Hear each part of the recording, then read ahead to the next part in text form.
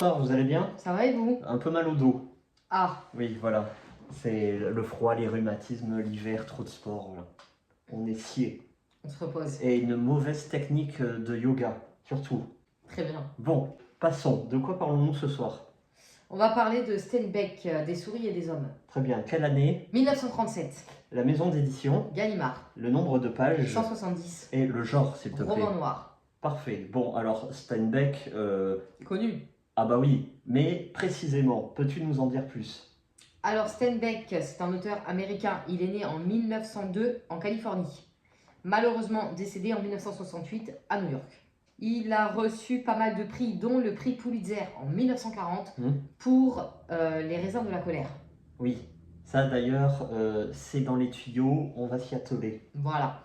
Et il a, attention, reçu le prix Nobel de la littérature pour ses écrits en général, son humour, sa perception de la vie. Oui, l'ensemble de son œuvre. C'est ça, exactement.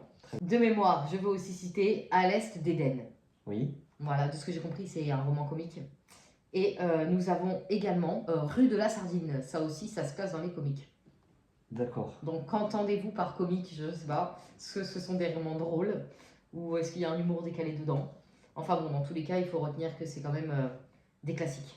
Puis Steinbeck, c'est quand même le top du top, quoi. La littérature américaine et mondiale. Américaine, oui.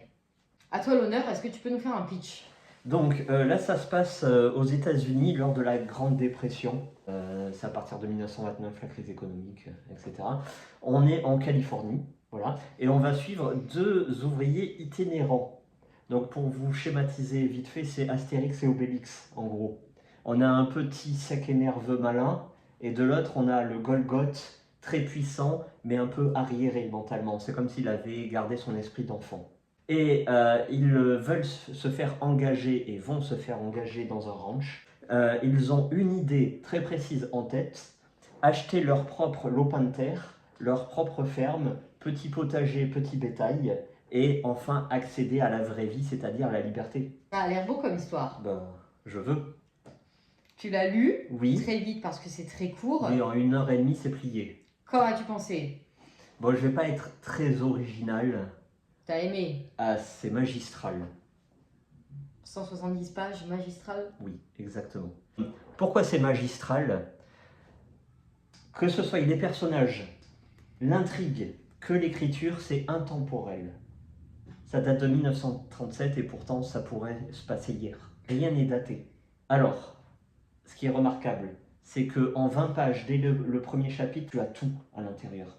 Tu arrives déjà à apercevoir le passé des personnages, les enjeux actuels, mais en fait, tu as surtout l'imagination, la capacité à voir, entrevoir leur avenir, qui va s'avérer extrêmement sombre.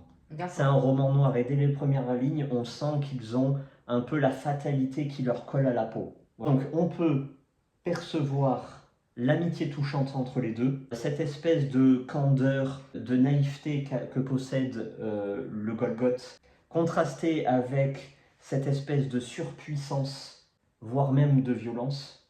On a cette envie de liberté, cette possibilité de rêver, contrastée avec eh bien, la misère qui les entoure. On a le rêve américain, évidemment, contrasté avec tout ce qui se passe aux alentours, c'est-à-dire que chaque personnage aura une croix à porter. Et on aura, je ne vais pas trop rentrer dans les détails parce que 170 pages c'est court, on aura cette envie de douceur, que ce soit dans les personnages, dans l'humanité, dans la nature et dans autre chose que je ne vais pas dire, mais on aura toujours l'ombre du destin et cette impression de mort qui rôde à chaque page. Donc c'est du roman noir, c'est triste. C'est extrêmement triste. Chaque personnage, comme je dis, porte sa croix. Donc on aura le vieillard infirme, on aura le noir qui est totalement isolé, parce que évidemment ça se passe en 1930 aux États-Unis, on va pas, vous savez. On aura le mari trompé et jaloux et violent. On aura la femme désabusée car trompée par les hommes. Toute une palette de personnages. L'une des grandes qualités de ce bouquin, c'est justement la force de ces personnages. Et son dialogue. Et les dialogues. et l'intrigue. Dans les dialogues, justement, c'est une écriture qui est très proche de l'oralité. C'est pour ça qu'elle est toujours aussi moderne. Les dialogues, Oui. les personnages se connaissent, ils se rencontrent tous. Oui, tout le monde Ou c'est chacun son... Non, tout le monde se rencontre quasiment au même moment. Et pourtant, on arrive très bien à les distinguer, à les différencier. Justement par leurs problèmes propres. Bon, après, tout le monde sait, chaque problème sa solution. Oui, exactement. Vient donc l'heure de notre question.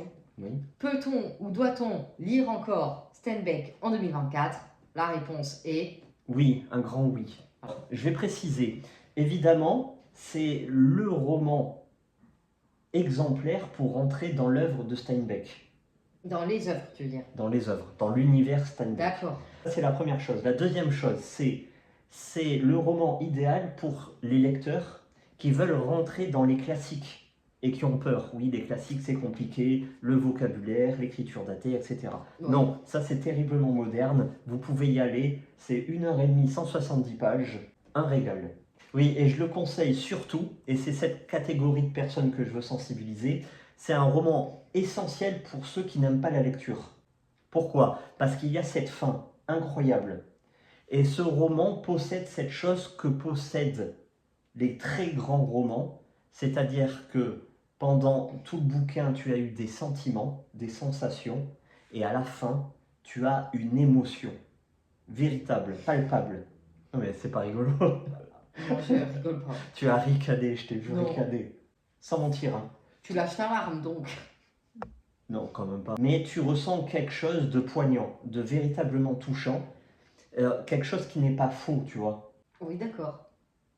Vas-y. Non, mais je vois. Je vois totalement. Mais de toute façon, je vais le lire dès ce soir. Parce que tu me l'as recommandé. Ah, totalement. Et parce que ton retour donne envie et parce que je suis une fan de dialogue. Oui, exactement. Et il n'y a que ça. Donc, c'est pour moi. En plus, c'est des dialogues qui sonnent justes et modernes. C'est ce qui paraît incroyable. 1937, hein. Ouais. Ça a 100 ans. Enfin, un peu moins, quoi. 30...